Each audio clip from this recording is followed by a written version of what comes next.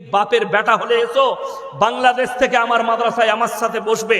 তোমার মতো গিয়াসউদ্দিন তাহিরিকে এমন জায়গায় ঢুকাবো তোমার আর কোনো অস্তিত্ব থাকবে না ইনশাআল্লাহ। একজন বড় স্কলার বাংলাদেশে, তার হচ্ছে শেখ আহমদুল্লাহ।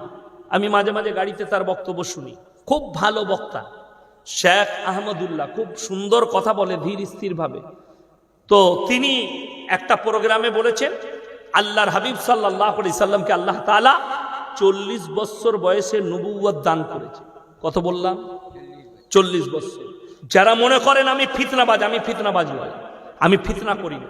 আপনি দেখুন, একটা পাগলা চণ্ডী আছে বাংলাদেশে, তার নাম হচ্ছে গিয়াসউদ্দিন তাহারি। কখন যে ড্যান্স করে, কখন যে কেক কাটে, কখন যে নাচ করে, ও হারামখোর নিজেই জানে না। সে কদিন থেকে দেখছি গালি দিচ্ছে। কি বলছে?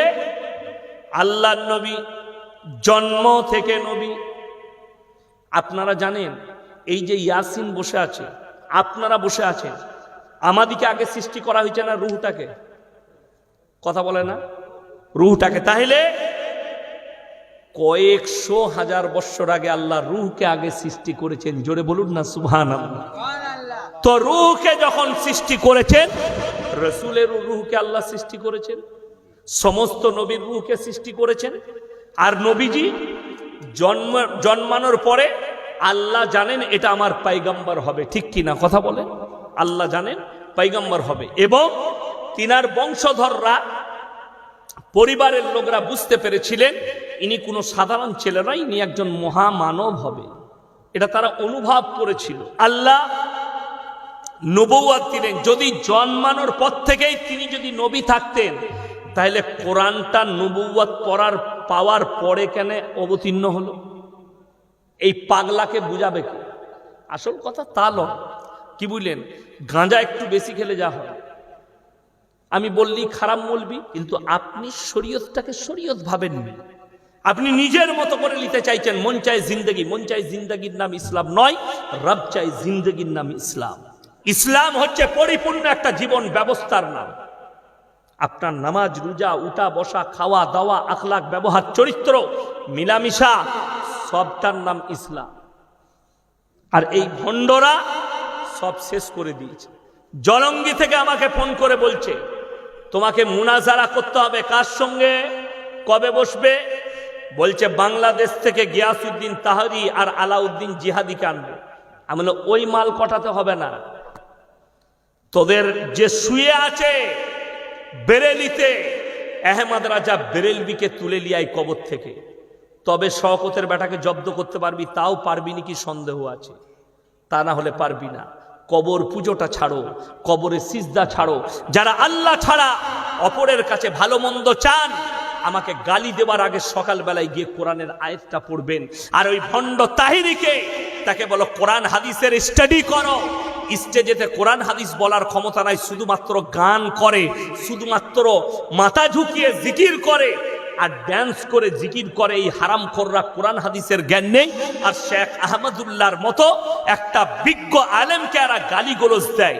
হিম্মত থাকলে আমাকে দাওয়াত দিয়েছে ভারতে, আমার মাদ্রাসায় মাগুর মাছ আর তোমাদের লেগে দেশি মুরগি রেখেছি। বাপের বেটা হলে এসো, বাংলাদেশ থেকে আমার মাদ্রাসায় আমার সাথে বসবে। তোমার মতো গিয়াসউদ্দিন তাহিরিকে এমন জায়গায় ঢুকাবো তোমার আর কোনো অস্তিত্ব থাকবে না ইনশাআল্লাহ। বড় কষ্ট লাগে, আপনি বুঝছেন না। কোরআন 17 পারা, কত পারা বললাম? 17 পারা, শেষ পৃষ্ঠা, শেষ রুকু। যাদের বাড়িতে মানে কোরআন আছে খুলবেন, অনুরোধ করে বলে যাচ্ছি।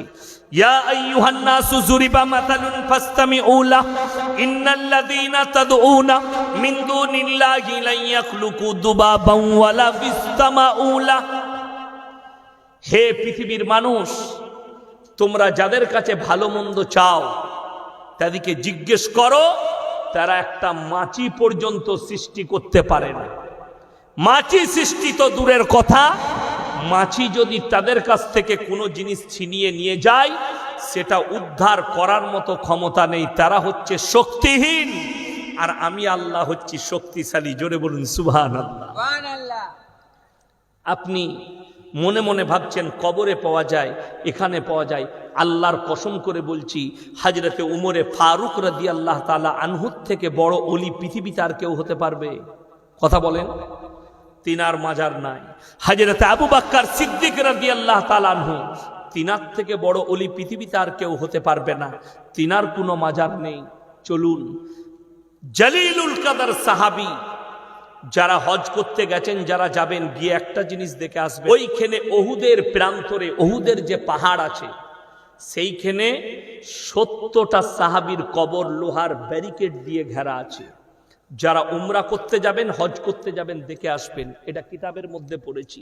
সেইখানে এমন একজন সাহাবী শুয়ে আছেন, যিনি হচ্ছেন নবী আকরাম সাল্লাল্লাহু আলাইহি ওয়াসাল্লামের চাচা যান, তিনি হচ্ছেন আমিরে হামজা রাদিয়াল্লাহু তাআলা আনহু।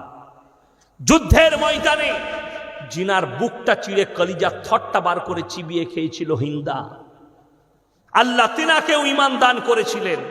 সেরকম সাহাবী শুয়ে আছেন। আর আমাদের দেশের ভণ্ডরা বলছে মক্কা মদিনায় ওলি নেই।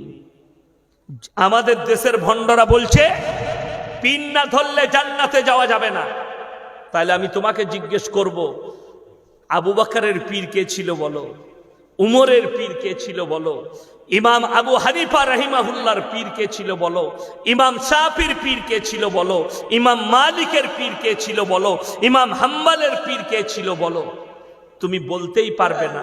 ইমাম বুখারী, ইমাম তিরমিজি, ইমাম আবু দাউদ, ইমাম নাসাই, এদেরকেও পীর ছিল না, এরা জান্নাতে যাবে। আর অথচ তুমি পিন না ধরলে জান্নাতে যেতেই পারবে না। এ কোথা থেকে? একজন বলছে গাছে চাপতে গেলে ডাল ধরতে হয়, হয় না? হয় না? একজন উদাহরণ দিচ্ছে আমাকে, বলছে তুমি যদি দুতলা ছাদে চাপো, সিঁড়িতে চাপো না কিসে চাপো? হ্যাঁ, সিঁড়ি দিয়ে চাপি। বলছে যখন সিঁড়ি দিয়ে ছাদে চাপতে হয়, তাহলে আল্লাহকে পেতে গেলে পীরু ধরে ধরে যেতে হয়। আমরা যদি এটা ঠিক হয়, যে বাড়িটায় লিফট আছে, বুর্জ খলিফায় লিফট আছে, লিফট বুঝতে পারেননি, সে তো সুইচ টিপে মাল উপরে চলে যাবে, তাকে তো আর সিঁড়ি লাগছে না। আমরা তাহলে তারটা কি হবে? কথাটা বুঝতে পারেননি? আমি লিফটে চাপবো। যারা মনে মনে করছে যোগাযোগের রাস্তা, কোরআনের দলিল দেন। আল্লাহর কসম করে বলছি, এমন একটা দলিল দেবো তোমার ভণ্ড পীর আর কাটতে পারবে না। সূরায়ে সিজদা, কোন সূরা বললাম? সিজদা, 21 পারা। তাতাজাফা জুনুবুহুম আনিল মাদাজি ইয়াদউনা রাব্বাহুম খাউফান ওয়া তামাআ ওয়া মিম্মা রাযাকনাহুম ইউনফিকুন। আল্লাহ তাআলা এখানে বললেন, ডাইরেক্ট আমার সঙ্গে সম্পর্ক করার রাস্তাটা আমি আল্লাহ বলে দিচ্ছি। জোরে বলুন সুবহানাল্লাহ।